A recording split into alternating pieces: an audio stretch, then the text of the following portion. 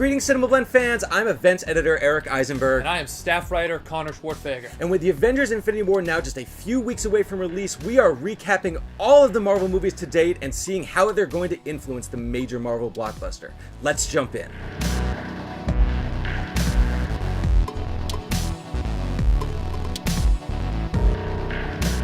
After 2008 and the introduction to the Marvel Cinematic Universe, fans had to wait a couple more years for the return of this franchise. However, it came back in a huge way in 2010, starting with Iron Man 2, folks. And then, very shortly after, about, I guess actually a year later, we got Kenneth Branagh's Thor. So, obviously, Iron Man wound up being kind of a massive hit for Marvel Studios. To say the least. Unprecedented. Yeah. So, before they even decided to launch into any of their other new characters after Hulk, they decided, let's return to the Tony Stark well. I'm one of those people who actually really likes Iron Man 2. I know a lot of people talk about it being, you know, a lot of setup for future movies, but I love all of the plates that it spins, especially starting with the introduction of War Machine. That's right. Obviously, we finally get to see Rhodey actually get in his suit. It's so good. It's promised by Terrence Howard in the first movie.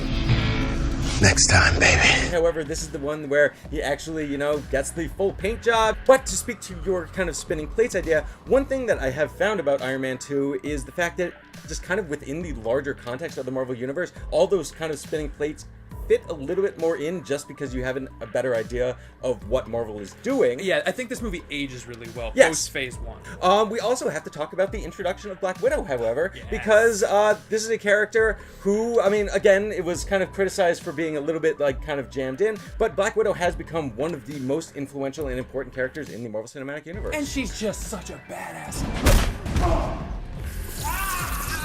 And one other character that gets introduced to this, Peter Parker. Technically. No, they said that was canon. They said that was canon. For those who don't know, there is talk about how the little kid that wearing an Iron Man helmet that Tony Stark actually saves at the Stark Expo is Peter Parker, apparently. So that is a thing.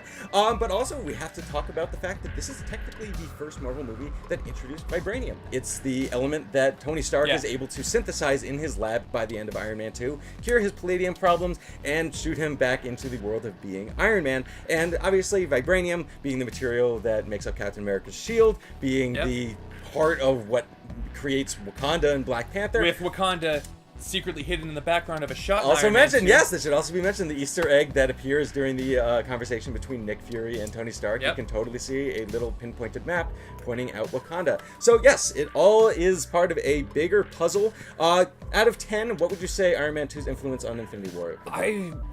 I gotta give this like a 7.5. All the stuff that it sets up that's important for Phase 1, which snowballs into Infinity War. It's all there's important characters introduced. It's important personality for the Iron Man's motivation through it. He got moving into Avengers. Yes, I'd say it's one of the more influential titles. But that's not the only movie that we're talking about today. No. We are moving into the cosmic side of the Marvel Universe for the first time with the introduction of Thor in Kenneth Branagh's 2011 film. This movie, obviously, it's the first Marvel film that takes us to an entirely new world. It introduces us to the alien world of Asgard. And by the way, the fact that aliens exist is kind of a major thing. It's worth noting that the arrival of the Destroyer in New Mexico and kind of leveling that small town is what motivates S.H.I.E.L.D. to kind of start saying hey, maybe we need to start kind of upping our game in a cosmic sense and start developing these powers, which eventually gets them to start using the Tesseract, which eventually gets the attention of Thanos, who of course is the guy that we are ultimately talking about. However, even just that road is just a minor part of it, because we have to also talk about the fact that we're talking about Thor. This is his origin story. This is where he started. Audiences were falling in love with Chris Hemsworth. And kind of getting hints of what he would go on to do in other movies. We got humor, which was, Tony Stark wasn't the only guy who could do humor. He was a funny hero. This drink, I like it. I know, it's great, right? Another! It was carving out these heroes that I think Thor is probably the most obscure Marvel hero to be introduced in Phase 1. He was definitely one of the more challenging Captain ones, America, people know Captain America. Hulk, people know Hulk. Iron Man, maybe a little more obscure to the mainstream viewer, but Thor, people did not know Thor. And Chris Hemsworth is kind of the defining version. Of course, there are a number of supporting characters in this. Heimdall, who's kind of expected to come back in the next movie. There is some question about Eric Selvig, Darcy Lewis. There you go. And Jane Foster, who we've learned has broken up with him. Jane.